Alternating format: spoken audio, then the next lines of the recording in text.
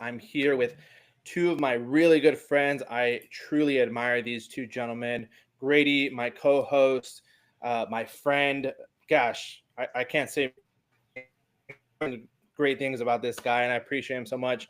And then we have my amazing Chad, the There we go. true That's Giga it. Chad. Woohoo!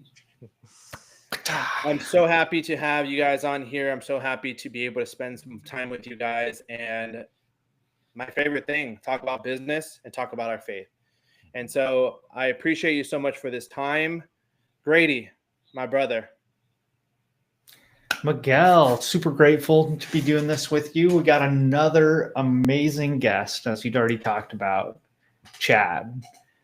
Hello. And those of you who have not had an opportunity to get to meet the great Chad, probably the greatest Chad I've ever met. It's the Giga Chad. The Giga Chad. I have a feeling that you're going to walk out of here having a much better understanding of not only who he is, what he's doing, where he's going, but where that foundation comes from and how it's gotten him here today. So, I could sit here and I could talk about both of these two guys here next to me for probably way too long. We can blow smoke up every which way, but the honest truth is they're great people with great hearts. And so, with that, Chad, you want to give us just a brief introduction of yourself and what you're doing right now? Yeah. So I'm Chad Choquette. I grew up in New England, in New Hampshire, in the middle of nowhere. Now live in South Carolina, in the upstate, in not the middle of nowhere. To me, a very big city. To my wife, who's from Dallas, a very small town. And our passion project right now is small town revitalization, and going about that by buying a lot of properties in the main street corridor, setting up big visions, and trying to do really big things to redevelop community, restore social connectivity and trust in society by getting people up, allowing them to walk, to meet each other, have spaces to interact. That's our Everest. That's what we're working on. That's incredible. Dude, that truly is. I mean, you said a word there that really hit is a trust. I was listening to a couple of videos earlier today, and it was this whole society at the moment is very untrustworthy, it feels like. And you're creating this space in this town. For you as a big town, for your wife maybe a small town, but regardless, it's a town, right? We have people there that are, they're people, they're human beings, and we got to care for our fellow human beings. And so that word really hit when you said trust. And so I want you to really kind of guide us through what you mean by trust. Get us a Yeah. little bit more into that. So I think let's pair it with the word of fear. That is a very prevalent thing in society right now. And there's obviously a kind of healthy fear, the kind of fear that you say you keep your kids away from busy roads. And then there's the bad fear where it's like you can't trust anybody. That's what we're kind of against, is where we're so overcautious with society nowadays that we're doing things that harm our children and our friends and our families, where it's like, well, we have such a precedent for how we operate, how we internally do things in our house, in our compound, and we have to keep everybody away. We don't know what's out there. We're afraid of the dirt and the grass and whatever is in every little bit of food and every road. And the funny thing about that whole, saying is, you'll hear a lot of older people talk about this. I even saw it on Reddit where it's like, is it really like what the movies from the 70s and 80s portray? Kids driving around their bikes on streetways and then they come home late at night. And it's like, well, yeah, there was a reason why, and not everything about that was good either. But there was a reason why at 10 p.m., all the news channels and all the channels said, it's 10 p.m. Do you know where your children are?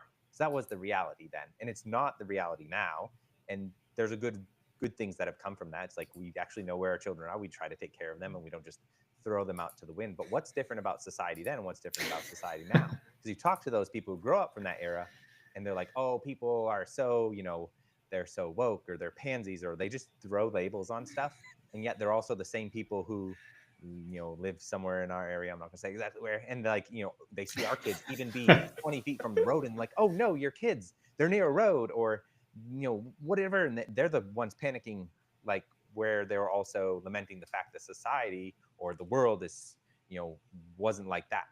But you look historically back at stuff and it wasn't any different. Like there were still wars and rumors of wars and earthquakes and fires. I mean, there's reasons why you look at some of the Queen videos or other rock stars and they have like burning cars and streets and stuff. There is all the same stuff. I don't think, man has become any more sinful than they were before.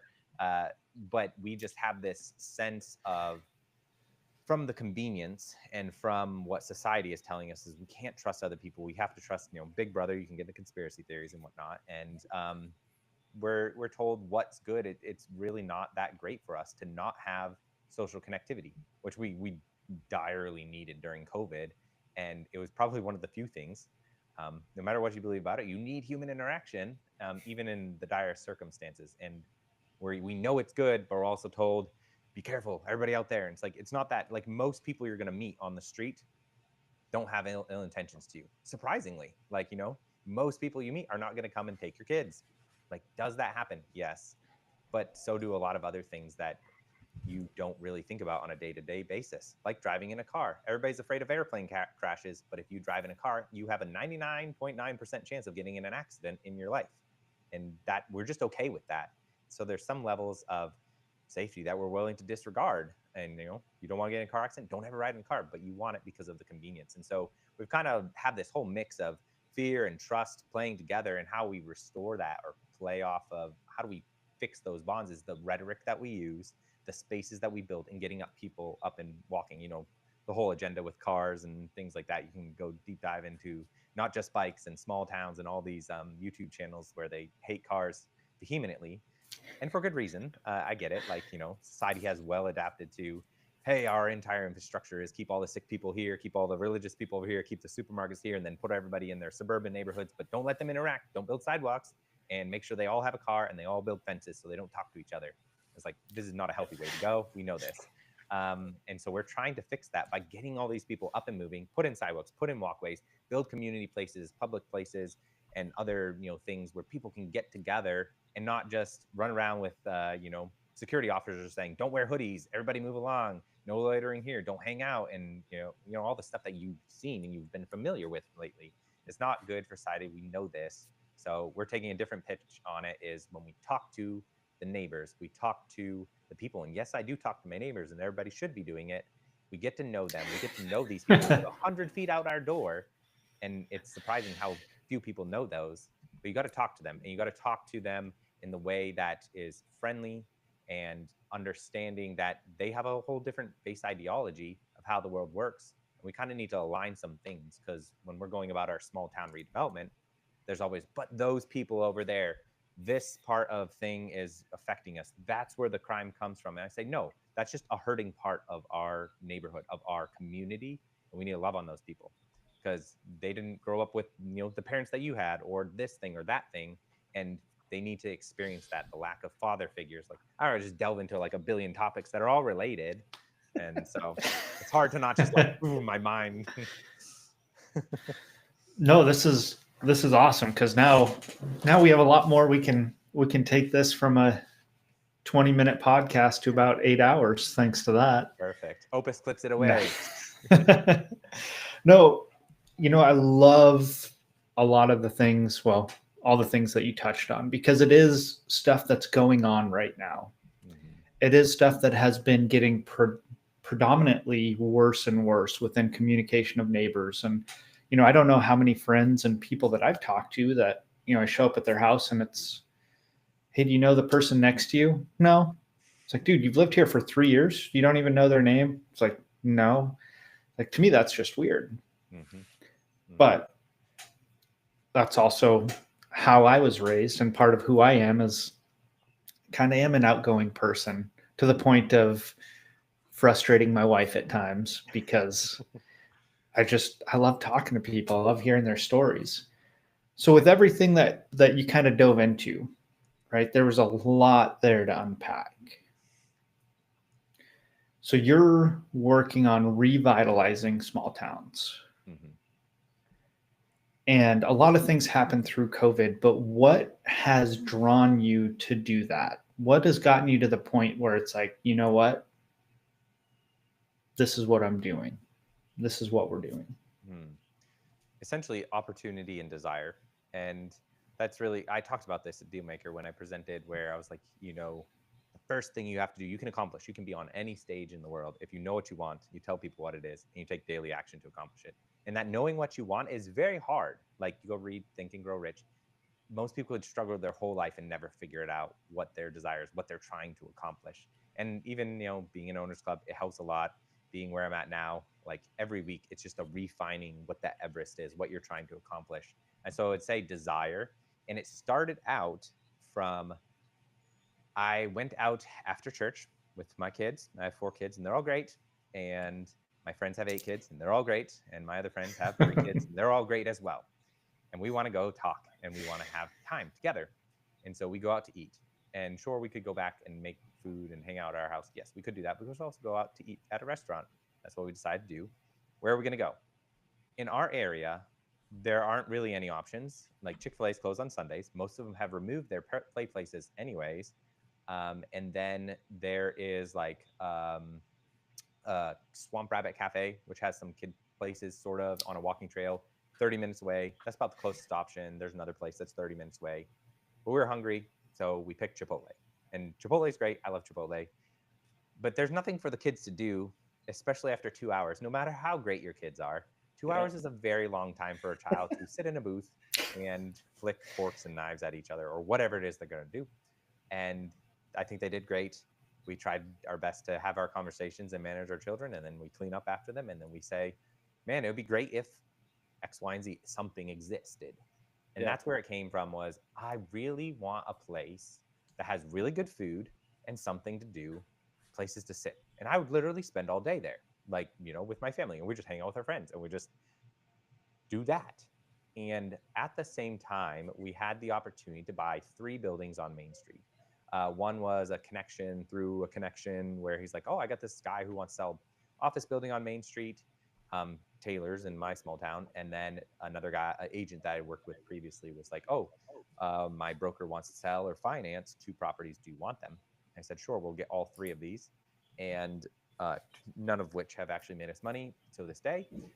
So that's a whole nother side tangent. But we had the opportunity and desire. So basically, the desire to make community spaces, and then the opportunity to start buying things. And then we expanded out from there to where the idea of a community space where we could be together and eat good food, I started expanding beyond just, oh, let's work on Main Street and build some community spaces, to what about this icon in the community? Let's look at the textile mill. What if we did like a Taylor's adjunct fund that ran alongside and developed and worked on properties that were outside of the purview of the Main Street corridor? And you start looking and clicking on Crexy and Zillow and all this stuff, and you see, oh, well, this one's been for sale for a while. What could we do there? It's like, well, I had these connections to a mini golf course developer, and then some other people, and I love pizza. And then we just kind of like piece all the things and desires together. And it all came to like, let's build a 36-hole miniature golf course and pizza restaurant, which is what I pitched to Dealmaker.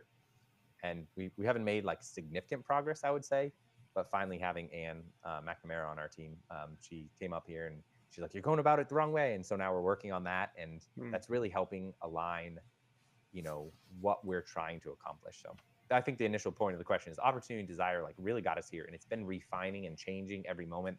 The moment Miguel looked at each other at SWAT Up Summit and said, did you tell your wife? No. Did you tell your wife? No.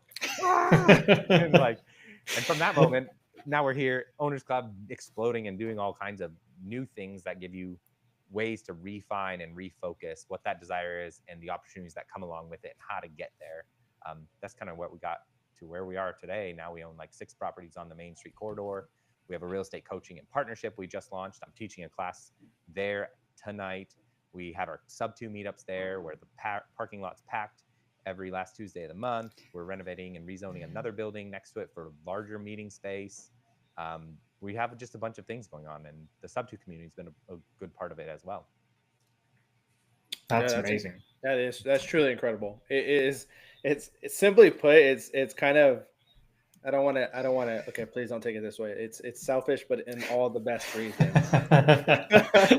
It truly is, because I promise you, and I'm sure you know this already, because I'm sure you've gotten those input from the community, and it's like, yes, create something.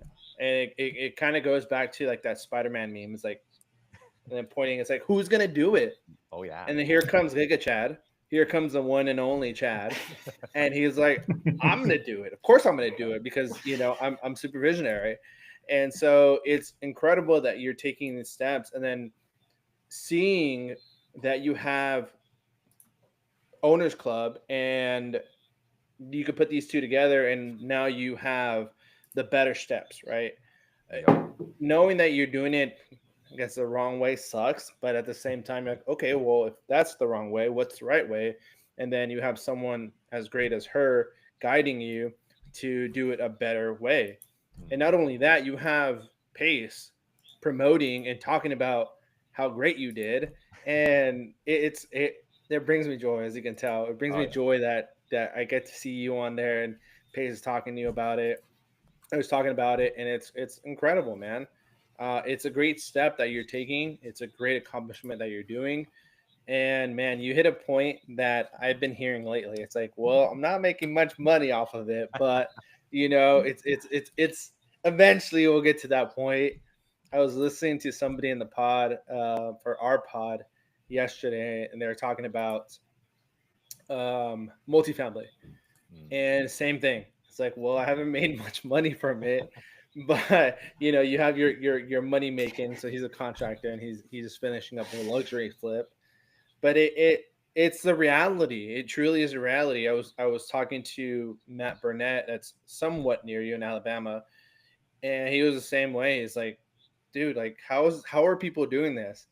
And I'm like, I'm gonna be very transparent with you here. A lot of this fluff that you're seeing on Instagram and all this stuff, it's all fluff, man.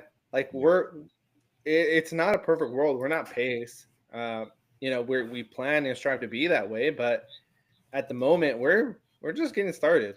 A lot of us are just getting started, and so it's the reality. And when people are open about it, I feel like it's more attainable that way, or more understandable that way. So I appreciate that you are able to kind of just freely say it with all transparency. And it's honestly something to tackle. Like, you don't want to just disregard that.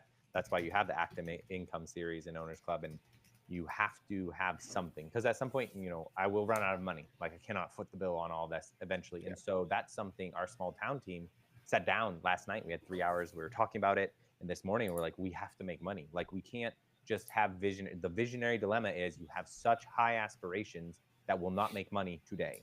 That's just not, fundable, and do that for a long time. You can't just do that and not make money indefinitely, especially when you have families to feed. Yeah. And so we're sitting down and thinking like, oh, we had all of the things on the list. We're like, oh, we could do this. Like, we could do this. We could buy that. We could make this happen. Let's put the big things over here. And it's like, okay, well, let's sit back and say, what do we actually need? Number one, we need money. It'd be great to be paid at closing. Number two. And then we just need to set up like our target, our scalability model of how we do this. And we looked at our different asset classes and we said, what are we already qualified in? And they were all like things.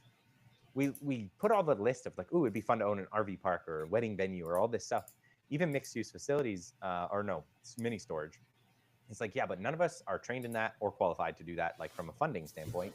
So we have all these technical hurdles and financing challenges. So let's sit down and go back to, of all things that everybody's talking about, is co-living. And so we're like, well, number one, it's a tangent of pretty much all of our businesses, that we all know how to operate in that space. We can qualify for financing. We know how to do it. We have tons of people working on it. It's a huge problem to solve affordability. It's like, and it cash flows. It actually makes money. And so why don't we focus on that? And we're not detouring from like where we are at with our small town statement, because we have a much bigger vision of building out a brand and a kit, basically a pathway where we come into towns and we start the projects and people partner with us.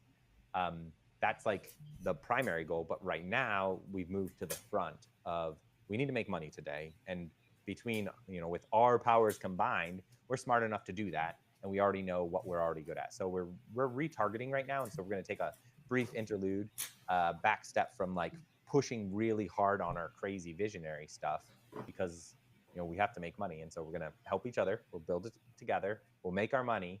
And then we'll also have, we'll keep pushing together. We'll do as Ann says, the maths on all the things for how the numbers work on these big deals, Taylor Station and the mill and the mixed use.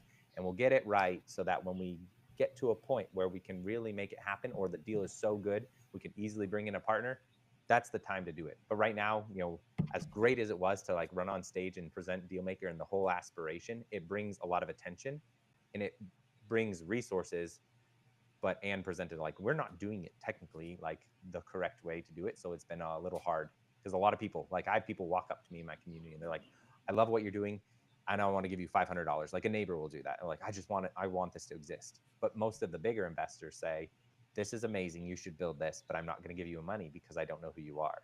And so that's kind of the technical challenge, that we need to work on the math calculations. Not that they're wrong, we just have to present them in the right way, put together the right books, do the right presentation to the right partners, and we can do the big visionary stuff. But solving today's problem is figure out what you're really good at, what you're already, and it's probably going to be something that you don't really want to do, because to you, as to a visionary, it's very boring, it's old hat, and you've done that before, and you want to move on to something else. And also you're going to say, well, I know all the problems with it. I don't want to do because X, Y, and Z. We have to put in sprinkler systems. There's boarding house rules. There's this and this. But the fact that you already know what the problems are tells me you already know what you're talking about in that, and you should be doing it if you want to make money. So just a little advice there from visionary to another visionary. Well, it's a great intro topic. I mean, a topic to touch on, because there is a lot of things, another fellow visionary, right?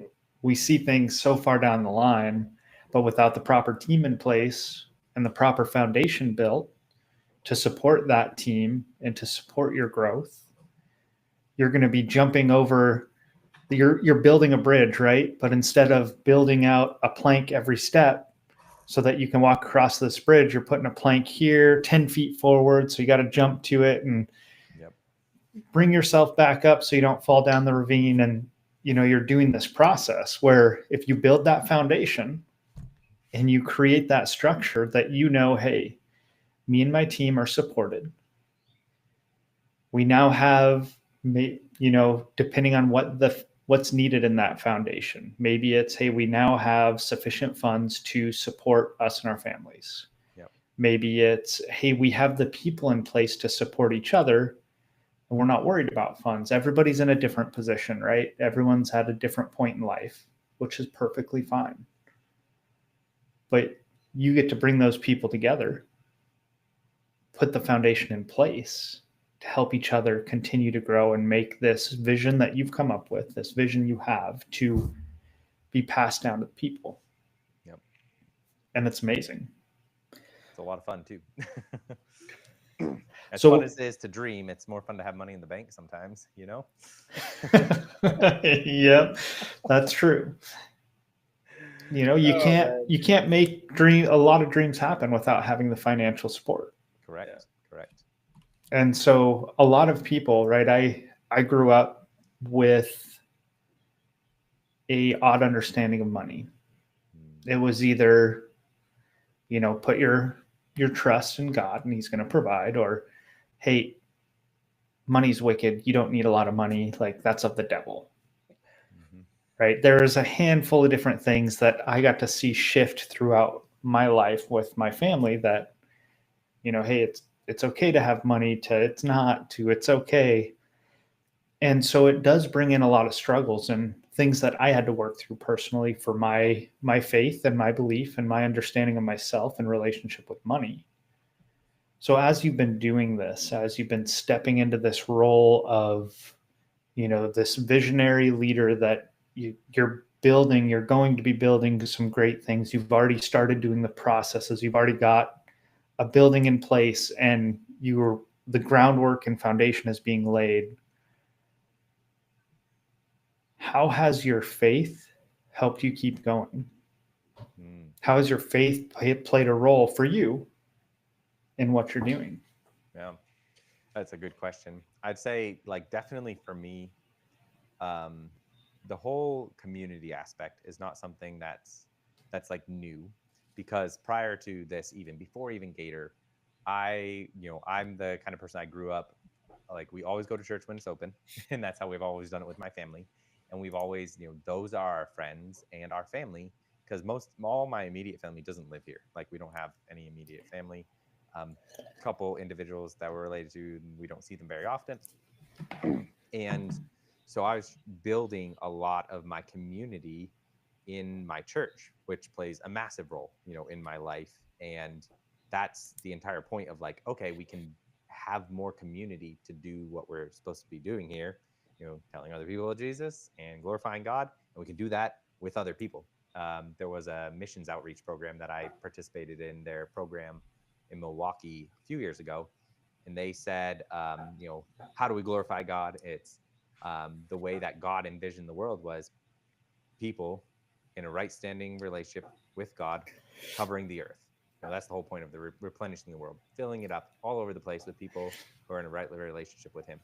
And we can achieve that through having community with people because we can know each other and lead other people to God. So that plays really well with it. And starting with the community within my church, at the beginning of last year, I owned 5 houses on my street, and I've been trying to move more of my church friends into my neighborhood. And so far, I've moved 2 young couples into my neighborhood.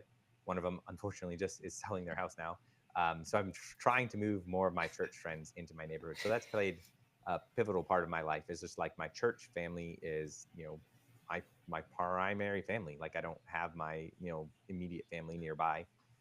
And so that's played a lot into why we're doing what we're doing, even prior to the small town redevelopment, giving us that opportunity to invest in our community monetarily, but also spiritually interacting with them. And then the difference between where I was at, a year ago and now, especially with faith, I think there's like a mixture of both faith and your mindset inside, which we talk about mindset all the time in Owners Club and, in Dan Martell's business coaching and all that stuff. It's amazing if you, how easy it is if you're successful to like do things. You aren't like running around trying to do every little thing. I explain it this way. If you're like me or Ann and Trevor and Robert, we're all lamenting it. It's like, why do we want to pick the hardest way to do things? Why do we want things to be hard? Because if it's not hard, then, we didn't obviously do hard work to make it accomplish. But then we're always running around doing hard things and we're not, we're really spinning our wheels. So every moment it's like, oh, I could be in this moment sitting, meditating, 30 to 60 minutes is all you really need to sit in silence and really just write down one problem that you have and just sit there and think about it. And like, you're going to come up with a solution because your brain needs that time, like neuroscience. You just need to calm down, wait, pray, like sit in silence. And we don't give ourselves time to do that. Instead, how about this?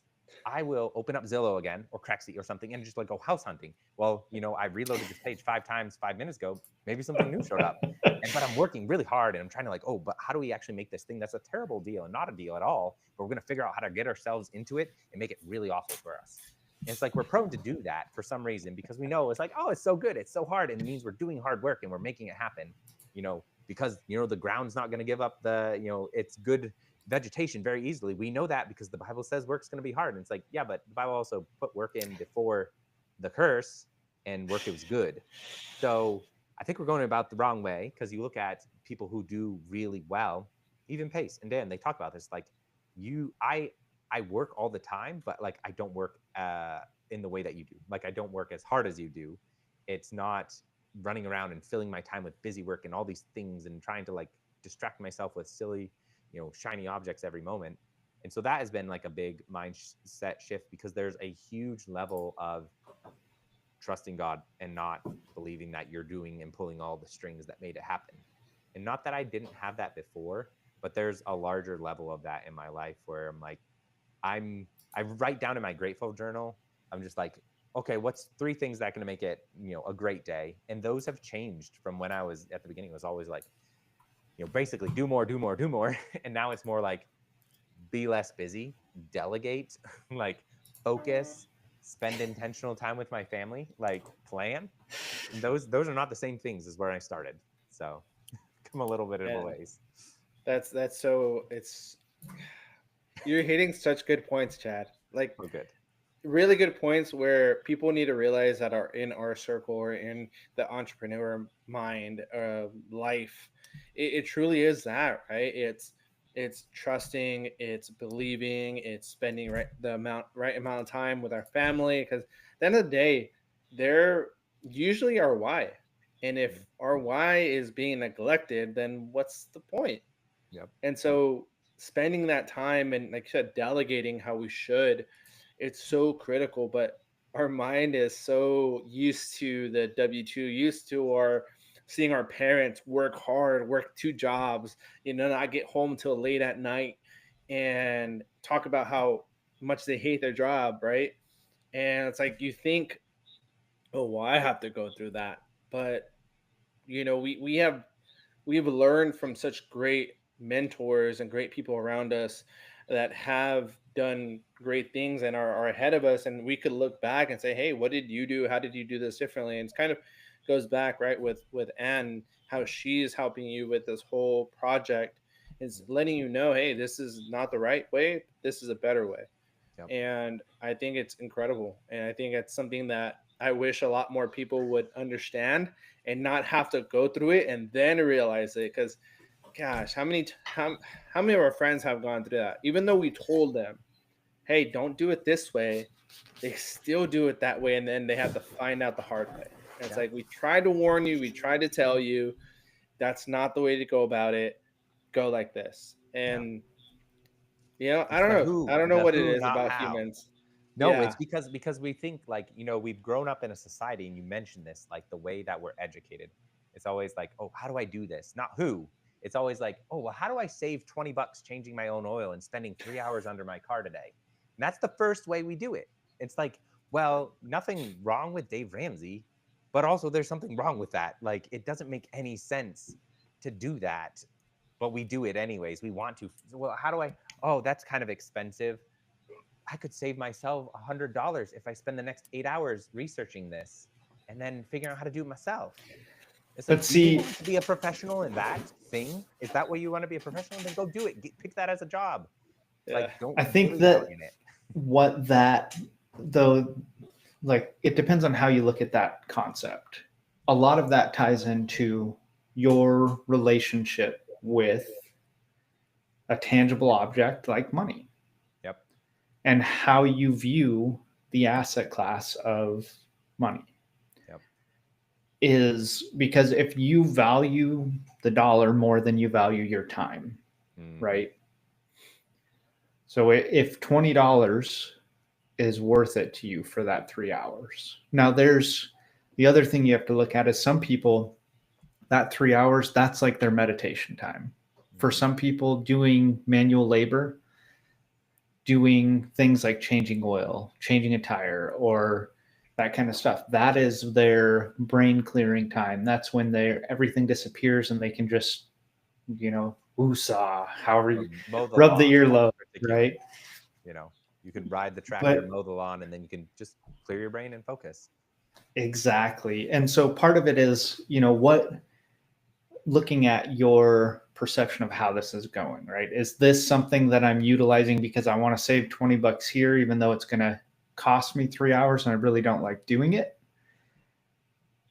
Or can I drop $60 for someone to change the oil? I save that 3 hours and I can utilize that 3 hours to implement, to spend time with family. Because to me, it's well worth it to spend $60, $100 to have an extra 3 hours with my family.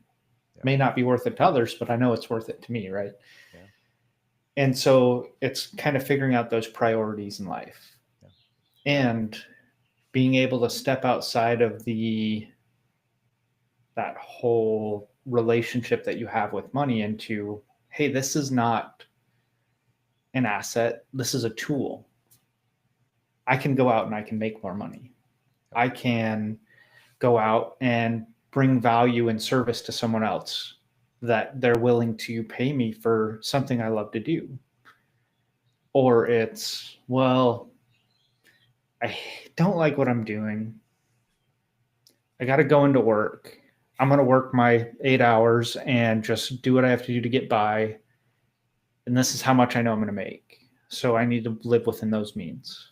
Mm-hmm. Yeah.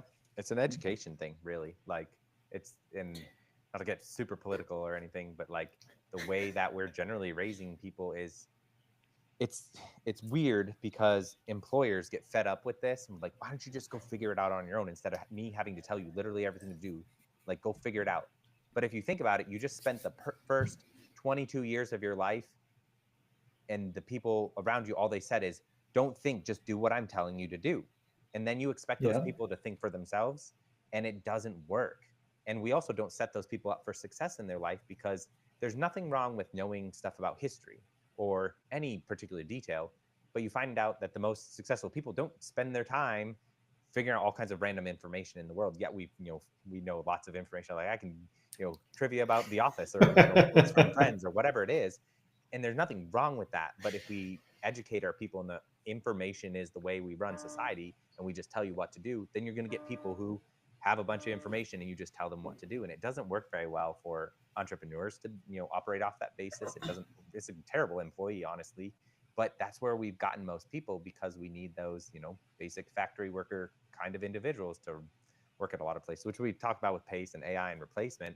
But I think there could be a change. And this goes into a little bit of a side tangent, a side quest of my own desire with society. And not that I'm going to fix everything or change anything with this, but with our own family. You might like this, Miguel, someday for you, Grady, too. You know how the precedent of, if you become an expert in something, you spend 10,000 hours doing it. And so I thought, what's the most successful thing I can give my kids? How can they be successful? And obviously a right relationship with God first, but then how do we do their education? And the education thing piece, it always frustrates me. We homeschool our kids, but it just seems like so much work, and all the little details and all this random stuff that they have to know. The mitochondria is the powerhouse of the cell. We all know that, and whatnot. And how many people died in the Battle of Manassas, and that's great. But then we get these kids, and we get to 18, and they're about to go to college, and it's like, now we ask them the question, what are you gonna do with your life? What do you want to study? They have no clue. Like, they just spent all this time where you just told them, just do what I tell you to do. And what do you expect them to do? And then they spend the first 10, 15, 20, who knows how long, till they figure out, man, I really wanted to do this thing with my life. Now, how do I get there? And they spend the rest of their life trying to figure out if they can even do it, or just give up altogether. Right. And what I found when I was looking at some of the examples from society, the ones that people said, that's bad, you shouldn't do that with your kids, ended up being the most successful ones. In my opinion, I haven't found any outliers where it wasn't successful, is where they forced on their kids specific things that they were going to be good at. They basically forced their kids to become really good at things. And it was kind of irrelevant of the child's desire, which is super un-American to do. Like, figure out what do the kids want? And it's like, well, the kids have no clue what they want. So, Serena Williams, tennis. You will like this. You will love this. Yeah, exactly. Keep going. No, that, and King Richard, you watch that, or there's this Polish family and they wanted their daughters to become chess champions. And so he put up pictures of all the professional chess players and put books and chessboards everywhere. And they grew up only thinking and loving chess. And not that I want my kids' desire to be all about one thing outside of God, but also human desire is going to be, you're going to be about all kinds of things or something. So you might as well pick something that's going to set you up. And those girls in particular went off to be grandmasters and great stuff. But then the unique thing is, what does somebody who becomes an expert and is successful in something, what are they able to do? Oh, they're going to spend their entire life just playing tennis or playing chess? No, they find a passion, or they have a passion for something else, and they can go and I have an audience. People love me about this thing. I'm expert in this thing. I can teach this thing. I can make money doing it, and I can pivot to exactly what I want to try to accomplish in this world. And I think that would be a good new educational standard I would like to set up. So I had ChatGPT kind of write me up some scripts and things. We put together categories of things that we can give our kids to be experts in, and we're going to work through that. And how do we get to 10,000 hours? Starting at age 6, it's 1 hour a day. And then eventually it ramps up, because at some point you're spending some more time. It's not like they have a job, when they're 12. And then at some point you have enough time. By the time you get to 16, 17, 18, they have 10,000 hours. Now they're an expert in something that they can teach others, and they can make money doing it. And then now they're successful, and they know how to be successful in something. They know how to be an expert in something, and they can take that, make money, teach others, and then pivot into whatever, their real desire is. Even if it's that thing, they can stay in there, or they can, use those resources. I think that could be an entirely new model and way we educate and set up our children for the future. So. No, 100%, right? It's who knows our kids better than the parents and then us, right? Yeah. We look at what they're really good at. We look at my kid. I'm thinking about my son. This kid's incredible with puzzles. and is because he has such a high capacity of his memory, he's just naturally good at them. He does puzzles that uh 7, 8 year old kid would be doing. And Mhm. so, like you said, figuring out how can we use that quote unquote superpower that he has into learning and applying it to something in this world, and then letting him know, hey, you're great at this, Yep. and this is what you can do, and this is if you want to do this, move forward. I love the idea. I truly do. And it also, I'm sure, it brings this huge amount of confidence in them. Absolutely. That's a big thing. Is the world is very happy to talk about like, well, self-esteem and confidence is like, we'll give them some self-esteem and make them do something hard and be successful in it. And there's nothing that's going to replace that when you've been successful, when you've accomplished something. That gives you such a like a high, such a level. It's like I can now take this and do something else with it. Hmm. Success. And yet, we do the Renaissance man, and nothing against Renaissance man, but also, jack of all trades, master of none. It's like we know the phrase, yet we do Yeah. it to everybody for some reason. Yeah. And then it's unfortunate where some of the people end up. It's like, I don't want my kids spending the first 10, 15, 20 years of life trying to figure out what they're doing and not knowing how to get there. Yep. So, Absolutely. No, that's awesome. I like it. I like it a lot. cool. Because I mean, there's a lot of different things that come into also just the structure as between the ages of 5 and 7, right? That's when a lot of our self beliefs are solidified. Yep. And so when kids get into school, they're finding that there are situations that put in more negative self beliefs that aren't necessarily true. Yep. But part of it is, hey, I struggle with reading, but I'm really good at math. Or maybe dyslexia kicks in, or maybe there's something like this. So then they're automatically learning to put themselves 1 or 2 levels below everyone else because, hey, I really don't like reading. I'm slow. I can't pronounce the words. And it adds in these negative self-beliefs that later down the line are going to have to be worked through. Yep. And so instead of working with people at their level in most school systems, right, it's, hey, oh, you got an F. Oh, you got a C. You need to work on this. You need to do this. And kids are comparing, how'd you get? What'd you get? How'd you do? And so a lot of people don't realize, and it's becoming a lot more prominent now, that between the ages of 5 and 7 are some of the key years of building up who your child believes that they are in the future. Yep. Absolutely. I think James Clear talks about it in his book, and we're so against doing this for people, is treating people differently, especially with our kids. It's like the entire education system are all the things that I mentioned before, but also just to create an average. And sure, if you want like average results and you want the basic thing, like go for it. But that doesn't work really well if they use even the biological advantages and disadvantages. We're talking about Michael Phelps and then some other guy who has really, I think we go, Michael Phelps has shorter legs and like a longer wingspan. And then this other person had like longer legs and a shorter like upper area, which is perfect because Michael Phelps is great at swimming and the other person was great at running.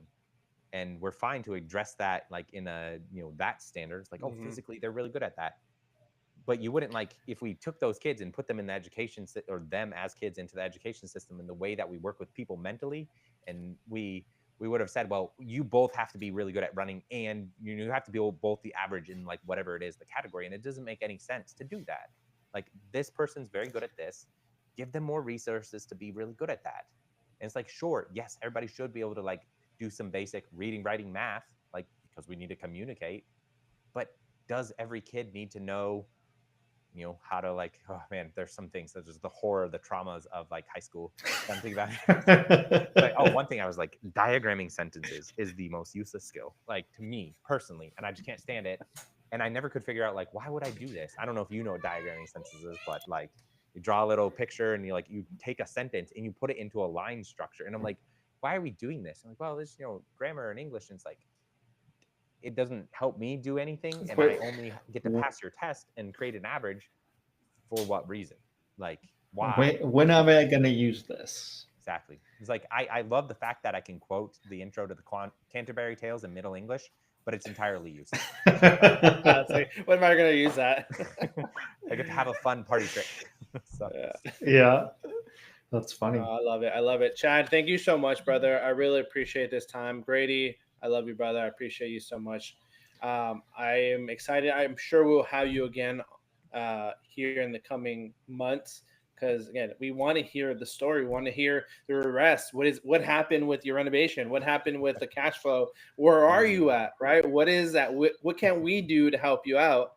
And so I appreciate you so much. And if you don't mind, let's end with a prayer. Absolutely. Grady, go ahead, brother.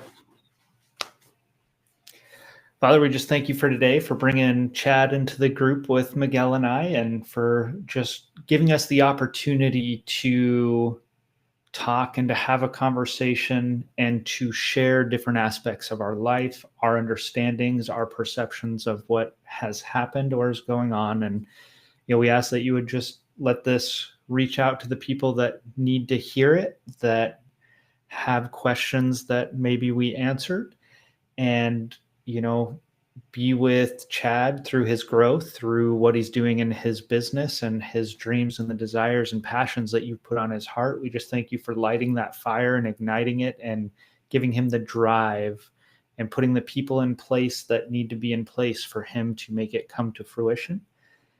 And we just thank you so much. Amen. Amen. Amen. Appreciate you guys.